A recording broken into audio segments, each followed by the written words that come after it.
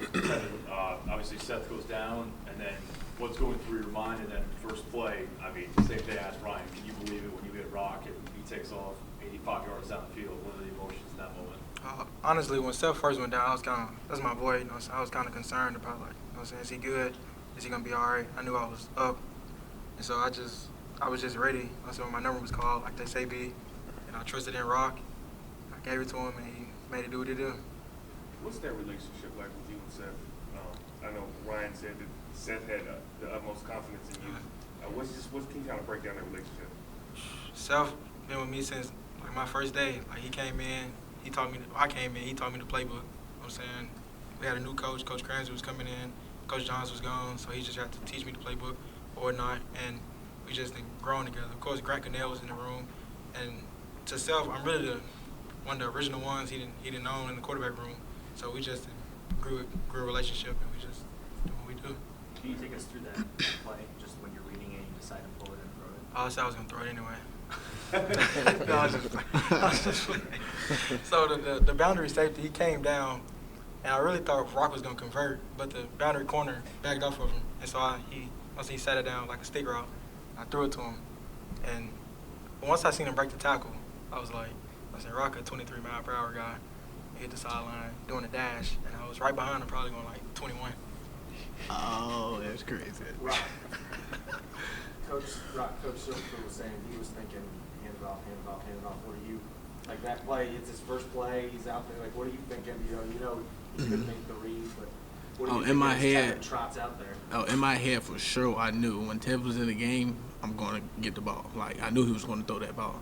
Because, like, at practice, like I said, we practice these type of moments. Like, it's 100% he's going to throw it. Because we had that much trust in each other, and we worked together. So I knew he was going to throw that ball.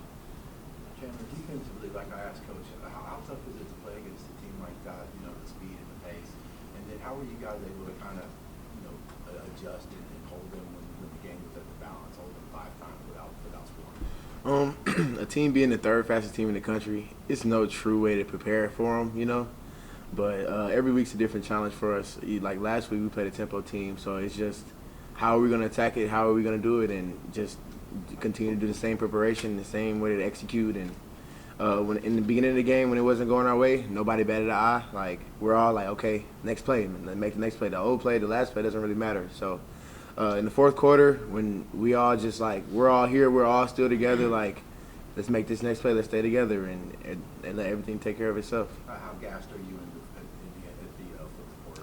Oh, yeah. When you running plays, when you going that fast, you gassed. But it's that, am I going to push through? Am I going to just, like, you being tired not going to last forever. That score going to last. So it's just kind of a mental thing. Mind over matter at that point. Yeah. Rock, you and Demir combined for 301 yards. Early in the game, you guys Ain't no way. No. Let's see. Early in the game, but you guys throw it all over the yard, a bunch of stuff outside the numbers. Did you get the sense early on that they didn't have anyone that could cover either one of you straight up? Oh, yes, sir. Like, from the jump, like, we watched film, we knew, like, we just said, we're going to go out there and have fun, guys. Like, we're going to have a ball. Everybody, when you're one-on-ones, get open and do what you do. So we had that much trust in the offense to win our one-on-ones this week. So, yeah. Chandler, what changed in the fourth quarter? It seemed like defensively you guys kind of figured it out and got some more stops. I wouldn't say much change, really. We kind of switched up the scheme just a little bit, but it's really execution. It all comes down to execution at the end of the day, and everybody doing their job and everybody being where they're supposed to be. So we just kind of huddled up at the end and, like, let's finish. Let's finish strong. The last plays don't matter. So. Walk us through your interception and your teammate who got caught by a turf monster, man. I know you gave him a little brief on that. Walk us through those 2 plays, man. The interception with Tyron, and love Tyron. He cool, and he was locking the receiver up, and Sim got the interception, and we all lit. Like, we all just having fun, and I don't even want to talk about the fumble, man. I played running back in high school, so I thought I was gonna crib it, but I kind of stumbled getting off the sideline. I kind of stumbled, feet clicked together, and yeah, it was wraps after that fail. Tevin, along those lines, I noticed you sprinted down the field on the touchdown throw. Didn't connect on the chest one. Yeah, I did not. I was just so excited. I think I lost my voice. I was screaming. But it was a good feeling, though, for real. You know what I'm saying? Because the team actually did trust me in that situation. Mm-hmm. Third quarter, we was up by 3. I was like, that's still a ball game. Rock, before he got hurt, did you feel like that was maybe the best game you've seen Seth play? One of them, at least? Yeah. Before he got hurt, yeah, it's one of the best games I've seen him play. Yeah, he still wanted to go, but he couldn't. So yeah.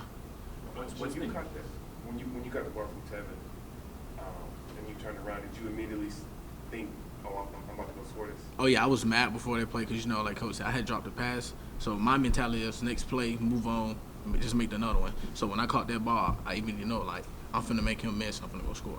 So yeah. What's this for any of you? The way these last 3 wins have played out, what has it done for you guys in terms of momentum, confidence? Now that you're entering, 3 biggest games, your biggest stretch of the season here, you put yourself in position to have some big games here down the stretch. Oh, it's most definitely a confidence boost. Like the team gave the team enough courage and just going out there compete and just want to win. Like, cause last year, the situation was totally different around this time, but this year it's different. And like now we 7-2, so next game, it's next one, 24-hour rule. Celebrate this one, move on to the next. I think it's really a testament to just our teammates and like the locker room and how like just we stay tight and no one's really yelling at each other, no one's really batting an eye, and just continuing to stay consistent and let the results take care of itself. Tevin, it's a big what if, but if Seth can't go next week, obviously you would be the guy. What is your mentality going into that potential opportunity, and how big was it to have that moment today with the 85-yard touchdown to give you a boost going into that? That's won't too much change for me. I prepare every week like I am the starter because I know that I am a play away. Even if Seth helmet come off, I got to go in the game. So it won't too much change. Listen, just keep doing what I've been doing. The same thing. Hey, Rock, I know you guys control what you can control, and sometimes it's easy to overlook your next opponent, especially when they're behind you and the team 2 weeks is in front of you, and that's a big game, and it's the last game of the home team. How do you stay focused to take one game at a time for the next 3 weeks? Just 1 week at a time, just practice and prep for that team and just know our assignments. So get ready to play against that team because you can't take no team light. Like, you can be beat by anybody. That's what I learned since I've been here. So, yeah. Chandler, what flipped in the fourth quarter for you guys? Not much, honestly. It's execution and really us staying together, and we were just able to make our plays happen, and everybody's doing their job at the end of the day. Chandler, can you talk about the impact of the crowd on homecoming week?